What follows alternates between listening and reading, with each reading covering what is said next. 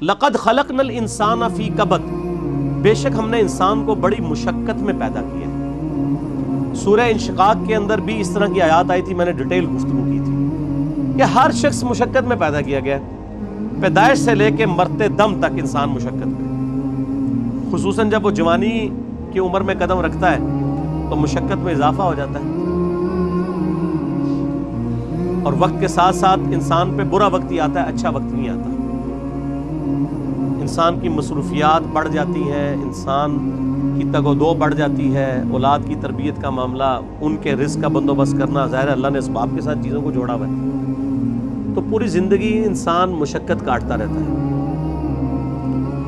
لیکن کامیاب ہے وہ لوگ جن کی یہ مشقت اللہ کے لیے ہوتی ہے، چاہے وہ اپنے بیوی بچوں کے لیے بھی کر رہے ہیں، لیکن خدا ٹاپ پرائرٹی رہے، اللہ کو ترجیح اول مانے۔ جیسے ہی اللہ کے حوالے سے ترجیح ہٹ گئی تو آپ کی بڑی سی بڑی نیکی بھی زیرو سے ملٹیپلائی ہو جائے گی۔ ایک شخص رزق حلال کما رہا ہے، اس کے لیے نیکی ہے، لیکن اگر اس کی وجہ سے وہ نمازیں چھوڑ رہا ہے، روزے چھوڑ رہا ہے، اللہ کے احکامات کو پامال کر رہا ہے، تو یہ اس کی نیکی پھر کس کام کی ہے؟ وہ تو پھر کئی اور لوگ بھی کر رہے ہیں۔ کیا دنیا میں لاکھوں غیر مسلم ایسے نہیں ہیں جو حلال کما رہے ہیں؟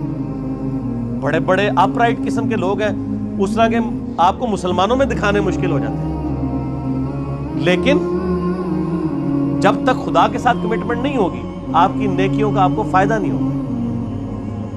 تو انسان کو مشقت میں اللہ نے پیدا کیا، ماں کو بھی مشقت اٹھانی پڑتی ہے، باپ کو بھی اٹھانی پڑتی ہے، اور انسان جب یعنی بچپن میں تو اس کی بڑی بادشاہ والی زندگی ہوتی ہے، جو جوانی میں قدم رکھتا ہے اس کی مشقت کا دور شروع ہو جاتا ہے، حتیٰ کہ انسان اس زندگی سے فارغ ہو جاتا ہے۔ اتنی تکلیفیں اٹھانے کے بعد ابھی آخرت کی تکلیفیں باقی ہیں۔ اگر کسی نے دنیا میں اللہ کی مرضی کی زندگی گزاری تو اس کی یہ مشقت عارضی ہے، ہمیشہ کی کامیابیاں اس کا مقدر ہے، اور اگر کسی نے دنیا اپنی مرضی کی گزاری تو یہاں پہ کتنی عیاشی کر لے گا، وہ الٹیمیٹلی مر کے ہمیشہ کی زندگی میں اللہ تعالیٰ کے حضور اسے ناکامی کا سامنا کرنا پڑے گا، اور ہمیشہ کی مشقتیں، ذلت اور عذاب اس کا مقدر ہونے والی ہیں، بولے اعوذ باللہ تعالی۔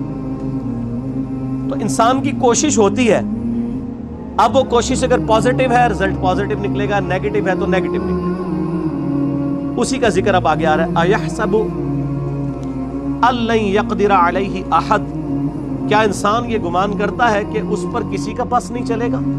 یعنی وہ اگر دنیا اپنی مرضی کی گزار ہے تو یہ سمجھ رہا ہے آخرت بھی اپنی مرضی کی گزارے گا، نہ، ایسا نہیں ہوگا۔ یقول اہلکت مالا لبدا، بڑے فخر سے کہتا ہے کہ میں نے تو بڑا مال خرچ کیا ہے۔ اسپیسیفکلی تو اشارہ ہے مشرکین عرب کے ان امیر لوگوں کی طرف جن کا ذکر قرآن پاک میں کئی جگہ ہے کہ وہ بڑا فخر کرتے تھے کہ ہم حرم مکہ کی جو خدمت ہے وہ ہمارے ذمہ ہے، ہم یہاں پہ حاجیوں کے اوپر جو ہے وہ خرچہ بھی کرتے ہیں، اللہ کی راہ میں لوٹاتے ہیں۔ اللہ فرماتا ہے ان اعمال کا فائدہ نہیں ہے جب تک تم اللہ کی توحید اور اس کے نبی علیہ السلام کی رسالت پر ایمان نہیں لاؤ گے، شرک سے کنارہ کشی اختیار نہیں کرو گے، تو یہ حاجیوں کے اوپر کھانا پینے کے اوپر پیسے صرف کرنا، یہ مال جو تم لگا رہے ہو اور بڑی اکڑ رہے ہو کہ اللہ کے حضور اس کا کوئی اجر ملے گا، کوئی اجر نہیں ہے اس کا۔ ایحسب ان لم یرہ احد، کیا وہ خیال کرتا ہے کہ اسے کسی نے نہیں دیکھا؟ اس کو نہیں پتا یہ تم لوگ کس لیے کر رہے ہو، وہ کرتے تھے صرف اپنی عمارت کو جتانے کے لیے، ریاکاری کے لیے، لوگوں پہ اپنی جو دولت ہے اس کا روب ڈالنے کے لیے، جس طرح آج کل بھی آپ دیکھتے ہیں لوگ مساجد کے اندر وضو خانے بنواتے ہیں، ٹوائلٹس بنواتے ہیں، قالین ڈلوا لیتے ہیں، تو باقاعدہ وہ کئی جگہ پہ تو دیکھا گیا نیم پلیٹ لکھوا دیتے ہیں کہ وضو خانہ فلاں کے لیے ہوا ہے، فلاں کے سالے ثواب کے لیے۔ بھئی اگر سالے ثواب کے لیے بھی ہے تو اللہ کو تو پتہ ہے نا، آپ کے لکھنے کا تو اللہ محتاج نہیں ہے، نیکیوں کو تو چھپانا چاہیے، یہ خطرہ ہے کہ آپ کی نیکیاں برباد ہو جائیں۔ اور کئی لوگ تو جو ہے وہ حرام کے مال سے جو ہے اس طرح کے معاملات چل رہے ہوتے ہیں، اور وہ یہ سمجھتے ہیں کہ ہم اللہ کی راہ میں تھوڑا سا پیسہ خیرات کر کے اپنے باقی کے مال کو حلال کر لیں گے، ایسا نہیں ہوگا۔ اللہ تعالیٰ بہت غیرت مند ہے۔ صحیح مسلم میں حدیث ہے قیامت والے دن ایک سخی کو، ایک شہید کو اور ایک قاری کو بلایا جائے گا۔ اللہ تعالیٰ شہید سے پوچھے گا تجھے میں نے اتنی صحت دی، गिवन सर्कमस्टांसेस तेरे लिए फेवरेबल किए, तूने इसके बदले में मेरे लिए क्या किया? वो कहेगा या अल्लाह मैंने जान दे दी, और क्या करता? सबसे बड़ी कुर्बानी यही हो सकती। अल्लाह फरमाएगा तूने जान इसलिए दी ताकि लोग तुझे कहें बड़ा बहादुर है, तो तुझे दुनिया में लोगों ने बड़ी तारीफ की तेरी, तुझे दुनिया में अजर मिल चुका है इस रियाकारी का, औंधा मुंह करके दोज़ख में डाल दिया जाएगा। बोले औज़ु बिल्लाहि ताला, अल्लाहुम्मा अजिरना मिनन नार। सखी से अल्लाह पूछेगा तुझे इतना माल दिया था, तूने मेरे लिए क्या किया है? कहेगा या अल्लाह मैंने इतना सदका और खैरात किया तेरे इल्म में, हत्ता कि मैंने मस्जिदों में नेम प्लेट भी अपने नाम की लगवाई है, तुझे नजर नहीं आती वो प्लेटें? ये मैं कह रहा हूं उसकी एक्सप्लेनेशन।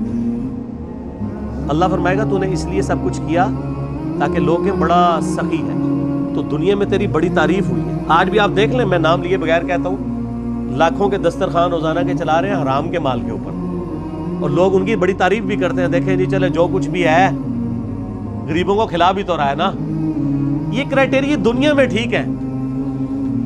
ये फरजाना डाकू वाला मामला जो है ना, वो कि भी एक डाकू वो अमीरों से लूट के गरीबों की मदद करता था, ये फिल्मों में अच्छा है, अल्लाह ताला के लिए नहीं है। अल्लाह तो एक किसी भी क्रिटिकल रीजन की वजह से जीरो से मल्टीप्लाई कर देता है सब कुछ, बेपरवाह है ना। सर आप अपनी दाढ़ी पगड़ी नमाजों से और बड़े बड़े दस्तरखानों से अवाम को धोखा दे सकते हैं, अल्लाह को नहीं। सही मुस्लिम में हदीस है अल्लाह ताला तुम्हारे शक्लों और तुम्हारे माल को नहीं देखता, दिलों और अमाल को देखता है। शक्ल भी नहीं देखनी और माल भी नहीं देखनी। आप लोग क्या देख रहे होते हैं? बड़ा नूरानी चेहरा है, अल्लाह का कितना करम है इस पे, कितनी दौलत है, और अल्लाह क्या फरमा रहा है? दिल और अमाल। हत्ता कि सही बुखारी में आता है, और इसका जिक्र इशारतन सूरह तौबा में भी आया। जब नबी इस्लाम ने अपील की ना, ग़ज़वा तबूक के मौका पर रोमन एम्पायर से लड़ना था, सबसे बड़ी सुपर पावर, तो चंदे की अपील की, तो एक सहाबी ने पूरी रात एक यहूदी की यानी मजदूरी करने के बाद उसको एक मुट्ठी जो है ना वो खजूरें मिली मुआवजे के तौर पे। बार्टर सिस्टम था ना, जरूरी नहीं करेंसी मिलती थी, खजूरें मिल जाती थी, जौ के दाने मिल जाते थे, गंदम मिल जाती थी, और वो एक मुट्ठी खजूर लाकर नबी इस्लाम के पास पेश करता है कि मेरी तरफ से ये जिहाद के लिए कबूल करें। वहां पे मुनाफिकीन होते हैं जो ऊपर से मुसलमान है, वो आपस में एक दूसरे से ठट्टा मजाक करते हैं कि ये देखो एक मुट्ठी खजूर से क्या फर्क पड़ना है। और नबी इस्लाम इतने खुश होते हैं कि आप इस्लाम उन खजूरों को वो जो जितना माल है उसके ऊपर यूं बिखेरते हैं और फरमाते हैं ये सब पे भारी है, पीछे इखलास है ना। इसीलिए देखें नेकियां क़यामत वाले दिन गिनी नहीं जानी, तौली जानी है। मक्के के अंदर रहने वाला शख्स जो रोजाना 5 वक्त नमाज हरम में पढ़ता है, हजारों लाखों नमाजों का सवाब कमाता है। ऐन मुमकिन है कि उसकी लाखों नमाजें,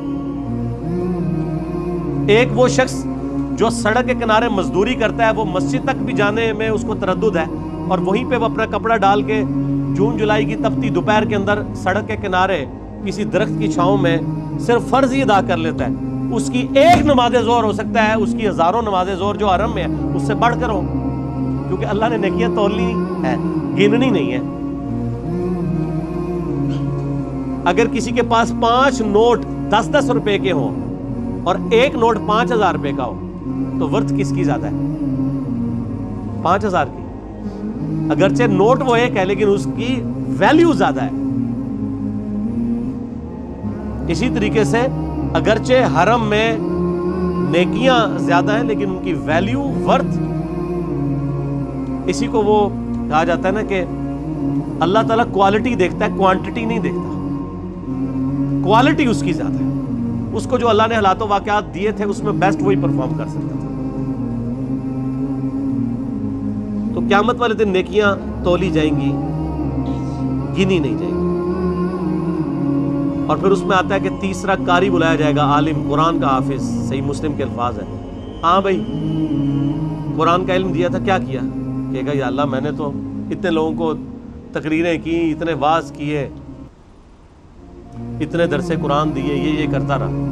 अल्लाह ने फरमाया वो इसलिए करता रहा कि लोग तेरी बड़ी तारीफ करें कि तू बड़ा अल्लामा है, تو دنیا میں تیری تعریف ہوئی ہے. اتنے بڑے بڑے اشتہار تیرے نام کے نہیں چھپتے تھے جس کے آگے پیچھے اتنی لمبی لمبی دمیں لگی ہوئی ہوتی تھی. تو تجھے دنیا میں اجر مل چکا ہے, اس کو بھی اوندا منہ کر کے دھو دے. تو ریاکاری کے ساتھ اعمال ایکسیپٹیبل نہیں ہے. اَيَحْسَبُ أَن لَّمْ يَرَهُ أَحَدٌ, کیا اس نے یہ خیال کیا کہ اسے کوئی دیکھ نہیں رہا؟ أَلَمْ نَجْعَل لَّهُ عَيْنَيْنِ, کیا ہم نے ان کے لیے دو آنکھیں نہیں بنائیں؟ اب یہ اللہ تعالیٰ انسانوں کو مخاطب کر رہا ہے کہ جو میں نے تمہیں نعمتیں دی ہیں ان پر غور و تفکر کرو, اور پھر اس کا تقاضا کیا ہے وہ بھی آگے بیان ہوگا. ہم سب جتنے 100+ یہاں لوگ بیٹھے ہیں یا ہزاروں لوگ جو ویڈیو میں دیکھیں گے, کہ پوری دنیا کے انسان اپنے آپ کو سامنے رکھیں. اللہ تعالیٰ آپ سے مخاطب ہے. أَلَمْ نَجْعَل لَّهُ عَيْنَيْنِ, کیا میں نے تم لوگوں کو آنکھیں نہیں دی؟ وَلِسَانًا وَشَفَتَيْنِ, اور ایک زبان اور دو ہونٹ نہیں دیے؟ اس کے اندر قیامت مضمر ہے میرے بھائی. یہ زبان اور ہونٹ نہ ہو تو بچہ بڑا ہی نہیں ہو سکتا. اور جو ساتھ جبلی ہدایت اللہ نے دی ہے اسے پتا ہے کہ میں نے دودھ کیسے پینا ہے. بچے کو سکھانا نہیں پڑتا, وہ اپنی جبلی ہدایت, نیچرل انسٹنکٹ جسے کہتے ہیں, جیسا کہ ایک بکری کی نیچرل انسٹنکٹ ہے کہ وہ گوشت کی طرف دیکھے گی بھی نہیں اور گھاس کھائے گی, اور شیر جو ہے وہ گھاس اس کے سامنے, تازہ گھاس کیا تازہ سبزیاں بھی لا کے رکھیں وہ اس کی طرف منہ بھی نہیں مارے گا, گوشت کھائے گا. اس طرح کی اللہ تعالیٰ نے ہر انسان کو بھی ایک انسٹنکٹ دی ہے جس کی وجہ سے وہ بچپن ہی سے ان چیزوں کی طرف مائل ہو جاتا ہے. ہونٹ اور زبان چوسنے کے لیے.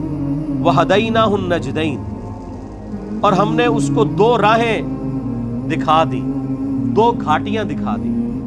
ایک معنی اس کا یہ بھی کیا گیا ان دو گھاٹیوں سے مراد اس بچے کے لیے جو ماں کے دودھ پینے کی جگہ ہے وہ مراد لی گئی ہے, کیونکہ ہونٹوں کا ساتھ ذکر ہے اور زبان کا ذکر ہے, اور اس کے بعد اس کو جبلی ہدایت بھی دی ہے یہاں سے تجھے دودھ ملے گا.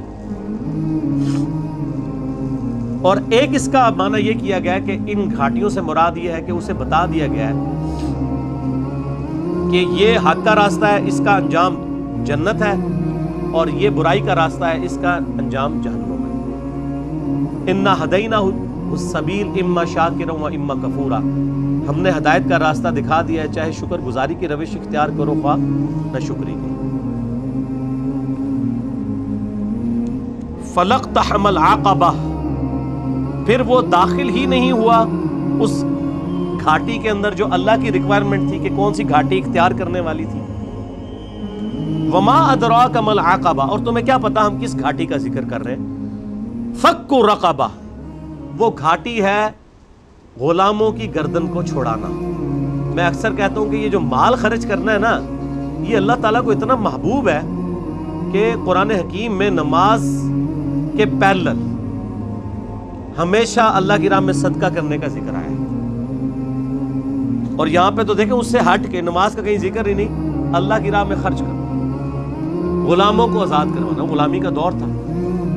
آج اس کی ماڈرن فارم یہ ہے کہ کوئی مقروض ہے اور آپ کو اللہ نے رقم دی ہے تو آپ اس مقروض کو اس قرضے سے نجات دلا سکتے ہیں. او اطعام فی یوم ذی مسغبہ, یا بھوک والے دن قحط کے عالم میں کسی بھوکے کو کھانا کھلانا. یہ ہے وہ گھاٹی جو تمہیں عبور کرنی, یعنی جیب ڈھیلی کرنی ہے اللہ کے لیے. اللہ کے لیے جیب وہی ڈھیلی کرے گا جس کی یہ عقیدت ہوگی اللہ کے ساتھ, اور یہ عقیدہ وابستہ ہوگا کہ میں جو مال اللہ کی راہ میں خرچ کر رہا ہوں الٹیمیٹلی اس کا بدلہ مجھے اللہ تعالیٰ نے آن دا ڈے آف ججمنٹ, قیامت کے دن دینا ہے. دنیا میں تو اگر آپ سے گورنمنٹ کہے کہ آج 10 روپے خرچ کرو, ہفتے بعد 1 لاکھ روپے لے لینا, تو سب لوگ کہیں گے جی ہمارے پاس تو کافی پڑے ہوئے گھر, یہ بھی لے لیں. اور لاکھ کے ساتھ ڈبل شاہ کے کئی واقعات آپ کے ملک میں نہیں آتے. اور اللہ کیا فرما رہا ہے سورہ البقرہ میں, 700 گنا تک کر کے لوٹاؤں گا, 700 گنا. اور یہ فرمایا جس کے لیے چاہوں گا اس سے بھی زیادہ اس کے لیے لوٹا دوں گا. اتنا بڑا پروفٹ تو کوئی بھی نہیں دیتا. اور اس دن جس دن کی کرنسی صرف نیکی ہے, قیامت کے دن, قرآن حکیم میں کئی جگہ آیا نا, اگر کسی شخص کو یہ اختیار دیا جائے کہ اس زمین اور اس کے مثل اور سونا پوری زمین جتنا سونا بھی خیرات کر دیا جائے تو کہے گا یا اللہ میں خیرات کرتا ہوں مجھے دوزخ سے رہائی مل جائے. تو یہاں تو اللہ تعالیٰ آپ سے اتنا بڑا سونا ڈیمانڈ نہیں کر رہا. گیون سرکمسٹانسز میں جو جتنا افورڈ کر سکتا ہے اللہ کی راہ میں خرچ کرے. بھوکے کو کھانا کھلانا, اور یہ کھانے کھلانا چاہیے. آج کل یہ جو بھوکے جعلی قسم کے پھر رہے ہیں نا زیادہ تر, ان کو بھی جو ہے نا ایڈریس کرنے کا بڑا آسان طریقہ ہے. جو کہتا ہے نا جی میں نے روٹی کھانی ہے مجھے 10 روپے دیں, اس کو کہ چلو روٹی کھلا دیتے ہیں, آؤ ہوٹل پہ بیٹھو کھاؤ روٹی, پیمنٹ کر دوں گا. وہ بیسیکلی پیسہ مانگنے کے لیے انہوں نے ایک جو ہے ذریعہ اڈاپٹ کیا ہوا ہوتا ہے. انہوں نے وہ روٹی نہیں کھانی ہوتی ہے, وہ پروفیشنل ہوتے ہیں. لیکن یہ یاد رکھیے گا قرآن حکیم میں ایون اگر کوئی پروفیشنل بیگر بھی کوئی بھکاری آپ کے پاس آ جاتا ہے, آپ کو یہ اجازت نہیں کہ آپ اسے ڈانٹیں. آپ ڈانٹیں گے نہیں اسے, بلکہ آپ اس کو جو ہے وہ پیار محبت کے ساتھ جو ہے وہ اس کے راستے کے اوپر چلا دیں گے. اسے کہیں گے بھائی اللہ تعالیٰ آپ کی مدد فرمائے. ڈانٹنے کی اسلام میں اجازت نہیں ہے. اگر آپ پیسے نہیں دے سکتے تو یہ حق آپ کو کس نے دیا کہ آپ کسی کو ڈانٹیں؟ آپ نے کیا اس شخص کو خریدا ہوا ہے کہ آپ اسے ڈانٹیں گے؟ کوئی آتا ہے آپ اس کو دعا ہی دے دیں کہ اللہ تعالیٰ آپ کی اس پریشانی کو دور فرمائے. اور اگر کوئی روٹی کا طلبگار ہے اور آپ کھلا سکتے ہیں تو ہوٹل پہ اس کو لے جائیں, کھلا دیں. اور آپ دیکھیں گے اکثر لوگ ہی فارغ ہو جاتے ہیں. کئی لوگ مسجدوں میں کھڑے ہوتے ہیں, او جی جیب کٹ گئی ہے فلاں شہر جانا ہے کرایہ چاہیے. آپ ان کو اگر کہیں کہ ہاں آپ کو بس میں بٹھا دیں تو 100 میں سے شاید 2 یا 3 بندے تیار ہوں گے. تو مقصد تو ان کا جانا تھا. میں تو یہی کرتا ہوں, اگر کسی کو اس طریقے سے معاملہ ہو تو میں تو پھر اس کو بس میں بٹھا کے آتا ہوں, کنڈکٹر کو کرایہ اس کے ہاتھ میں, اور ساتھ کیا کہتا ہوں کہ اگر یہ اترے تو کرایہ تیرا. چلو اس غریب کے کام آ جائے نا, اس کو نہیں دینا جس نے 2 نمبری کی ہے, جھوٹ بولا ہے. اگر ایسا کوئی کرے تو یتیمن ذا مقربہ, یا یتیم جو کہ رشتہ دار بھی ہو اسے کھانا کھلایا جائے. او مسکینن ذا متربہ, یا مسکین جو ہے جو خاک نشین ہے, مٹی پہ بیٹھنے والے جن کے پاس جگہ بھی نہیں ہے, ان کو کھانا کھلانا یہ اللہ تعالیٰ کے حضور نیکیوں میں سے ایک نیکی ہے. ثم كان من الذين آمنوا وتواصوا بالصبر وتواصوا بالمرحمة, پھر اس کے بعد ایمان والوں سے جو ایک دوسرے کو نصیحت کرتے ہیں صبر کی, اور ایک دوسرے کو رحمت کی نصیحت کرتے رہتے ہیں. دیکھیں اللہ کی راہ میں صدقہ اور خیرات کرنے کے بعد اللہ تعالیٰ نے ایمان لانے کا ذکر کیا ہے, اور اللہ کی راہ میں جو صبر و استقامت ہے اس کا ذکر کیا ہے, صرف امپورٹنس بتانے کے لیے کہ اللہ کی راہ میں جیب ڈھیلی کرنے کی کتنی امپورٹنس ہے. ایمان لانے والے, صبر اختیار کرنے والے, اور صبر کی تلقین کرنے والے. یہ تو خیر ڈیٹیل آگے سورۃ العصر میں آئے گی نا, جو 4 کامیابی کے لیے شرائط ہے, ان میں آخری 2 شرائط یہی ہیں کہ آپ نے حق بات کی تلقین کرنی ہے اور صبر کی تلقین کرنی ہے. اولئک اصحاب المیمنہ, یہی وہ لوگ ہیں جو قیامت والے دن دائیں ہاتھ والے ہوں گے, یعنی ان کا نامہ اعمال ان کے دائیں ہاتھ میں دیا جائے گا. والذین کفروا, وہ جو انکار کرنے والے ہیں, ناشکری کرنے والے ہیں, بیااتنا, ہماری آیات کی, ہم اصحاب المشأمہ, وہ لوگ ہوں گے بائیں ہاتھ والے, علیہم نار مؤصدہ, ان پر قیامت کے دن آگ چھا رہی ہوگی. بولے اعوذ باللہ تعالی, اللہم اجرنا من النار, آمین. یہ قرآن کا اسلوب ہے کہ جب بھی اہل ایمان کا ذکر ہوتا ہے نا تو ساتھ ہی ساتھ فاسقین کا اور اہل جہنم کا بھی ذکر ہوتا ہے. اہل جنت کا ذکر ہوتا ہے تو اہل جہنم کا بھی ذکر ساتھ میں ہوتا ہے, کیونکہ دونوں چیزیں پیرلل میں ہیں. صرف یہ نہیں ہے کہ میٹھی نیند آپ کو سلا دیا جائے, تصویر کا دوسرا رخ بھی دکھایا جاتا ہے کہ بھائی بڑے معاملات سخت ہونے والے ہیں. اب میرے بھائیو سورۃ الشمس اگری شروع ہونے لگی ہے. یہ پنکھا بند کر دیں, یہ تنگ کر رہی اس کی آواز.